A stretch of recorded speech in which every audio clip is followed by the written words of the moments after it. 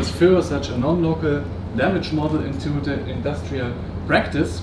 And I'll present on behalf of all the mentioned authors here, and I'd like to highlight Dr. Hütter, who brings this idea forward.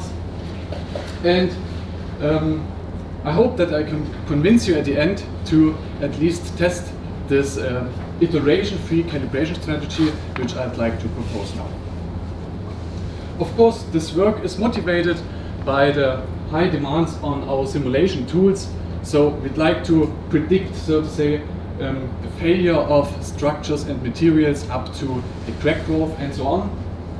And in the industrial practice, fracture mechanics are established means to do so.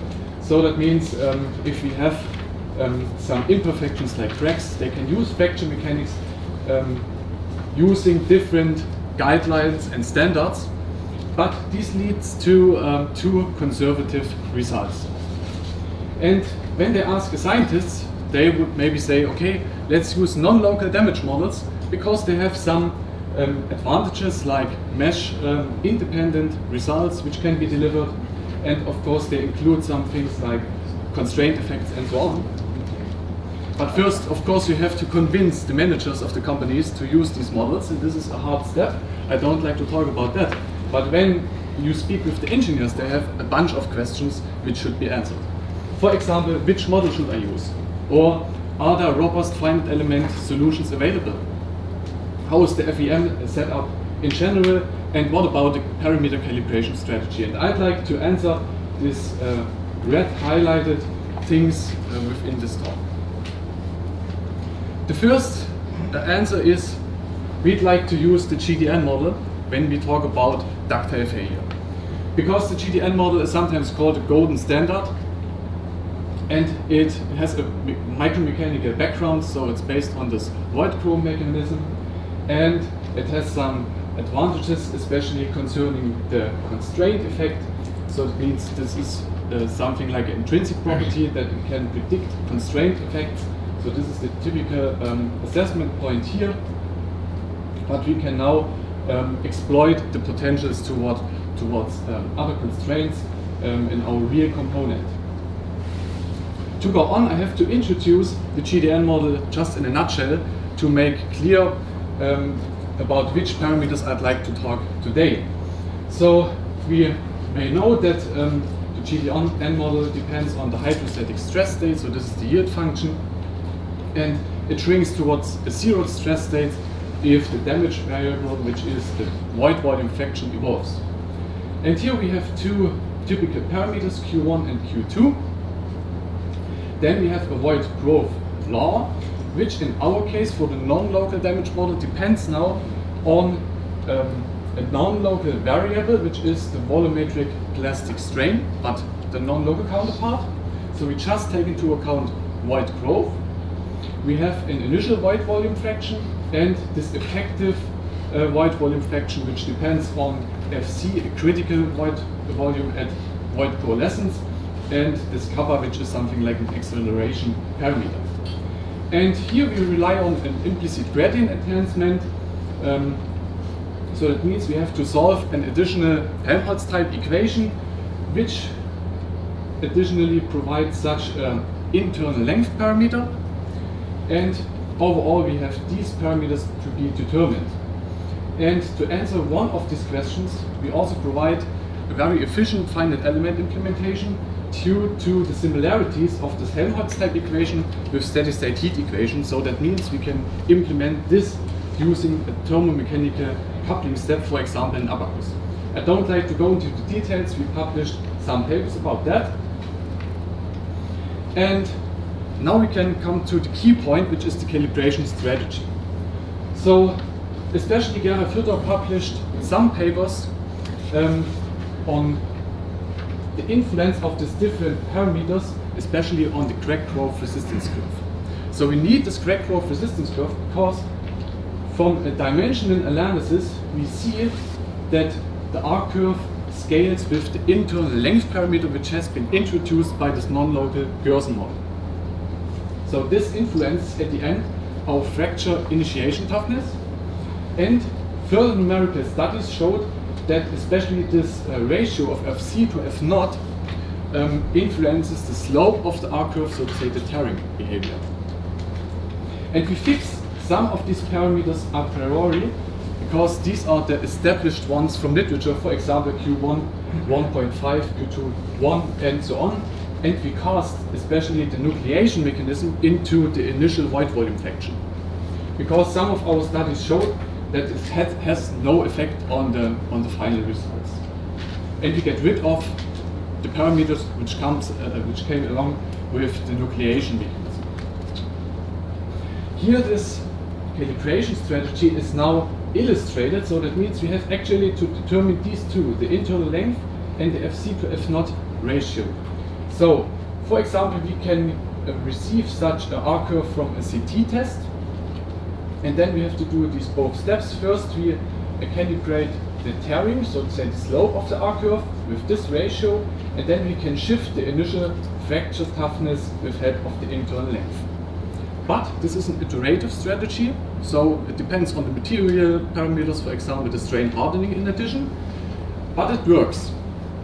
The problem is that the engineer says no, this is too much, we cannot do an iterative strategy which involves some finite element simulations. It does cost too much money, it needs some expertise, and we cannot use it.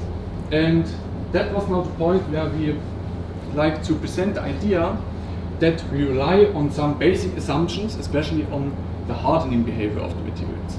And here we follow, for example, the SYNTAP guideline, where they say, okay, we can use a power law representation of the strain hardening. This is really established. And this comes along with two parameters, the initial yield stress and this N parameter, which is the strain hardening behavior. Okay, and we can fit, of course, these parameters with help of a stress strain curve if available, or we can estimate them from some formula which are presented in the SYNTAP procedure. And the second ingredient is the R-curve, which is important. For example, or we rely on this ASTM standard, and there we have a representation also with help of such a power law fit. And then we perform all the finite element simulations beforehand. Yeah? And we present something like lookup diagrams, because we have to compete with lookup tables, lookup diagrams, which are often used. And it goes like this. So we analyze a bandwidth of interesting strength ratios and hardening behaviors. And this is one example how it should look like. So then the engineer goes into the respective diagram. He can read off from the given tearing modulus, which is from the hardening curve. He can read off the Fc F0 value for the respective hardening parameter. And at the end he goes to the second diagram and he can read off the internal length as a relative measure, but he can calculate it with help of the initial yield stress and the fracture initiation toughness. Okay, that looks great. But now the questions can be stated, what about this tearing behavior? And that was actually a little nightmare. We evaluated different candidates to describe, so to say, the slope of the R-curve. The first candidate was using these C2 parameters directly from the power law fit. And the second one is a linear regression between these offset lines, or exclusion lines from the ASTM standard. And now we had to prove the robustness of both of them based on virtual tests. And here we fixed the strain hardening behavior and especially the Fc F0 value, and we varied the internal length. And we expected that we obtain normalized R-curves which are identical and the same parameters for every parameter set. And here are the results. So we obtain first the identical normalized R-curve, so that means that our J evaluation and crack length evaluation works somehow. But we see in the second diagram, if we compare, so to say, these candidates of the tearing modulus, the C varies hardly, but the linear regression method gives us nearly the same value. So that means we go on with this linear regression. Okay, this is the summary of this iteration tree parameter calibration. So as input, we just need information from tensile tests and a fracture mechanics test. Then we can go into this lookup diagrams, which are results from beforehand finite element studies, and the output are the chosen parameter sets of the non-local GDN model and can perform some simulations. So thumb up from the engineer. And I'd like to show just some examples for the validation. This is, for example, material which we received from our industrial partners. So it's used in gas turbines, and here we see how such a real diagram looks like. Astonishingly, we have such a plot that the steering modulus is independent actually of the hardening parameter, which is an interesting finding which we have to evaluate further. And here we have two sets of parameters which come from the two different evaluation methods of the stress strain behavior. The first one is the SynTAP estimate, and the second one is direct fit of the stress strain curve. And we see on the left hand side the results, so we redo actually the CT test. And we see here the results, so within this exclusion lines we really receive a good approximation of the crack growth resistance behavior. And here we have a prediction of such a small punch test, which is a mini deep drawing test. And we see that the relative error is just 10% or something. Okay, I hope that some of you are maybe interested in this methodology. We provide especially these codes for the GDN models for abacus, implicit and explicit calculations. We will provide these lookup diagrams in an upcoming paper, but of course we try to provide also something like plug-in solutions that you don't have to read it from diagrams. You just put in the values and then you receive the final parameter set. And of course the feedback would be requested if you may use this, especially the software test would be really, we would appreciate the software test. And we would also appreciate if somebody likes to present some experimental data or submit it to us. So this is our contact. And what are our next steps? So we further evaluate this methodology with our industrial partners. And of course we are looking for some participants who would like to study it on their own, especially from academia. And at the end we'd like to provide a guideline for the ACES. And we hope that we can receive some support, especially by this committee. Okay, the work was funded by the European Union and the state of Saxony in the framework of an initiative which is called validation. And at this point, I'd like to thank you for your attention.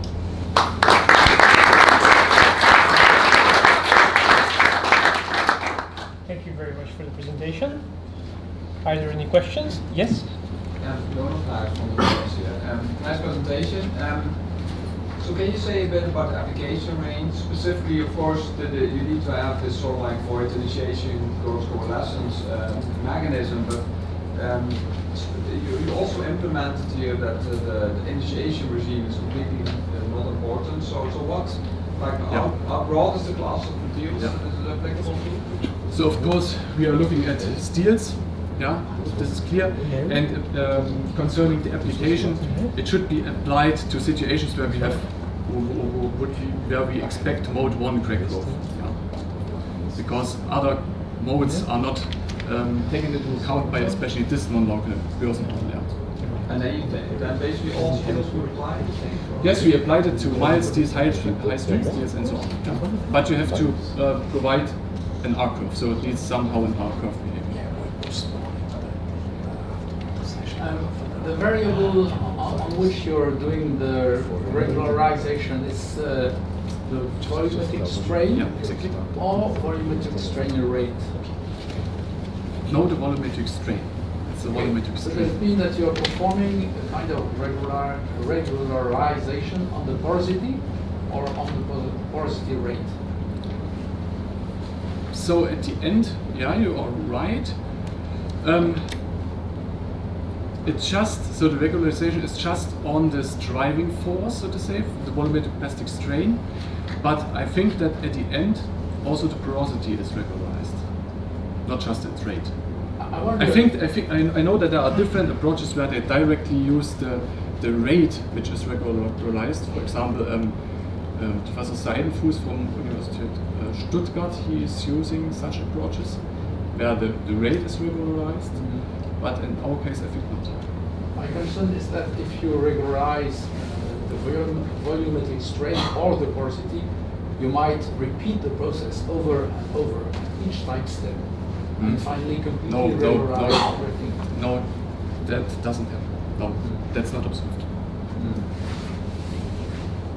Thank you. You're welcome.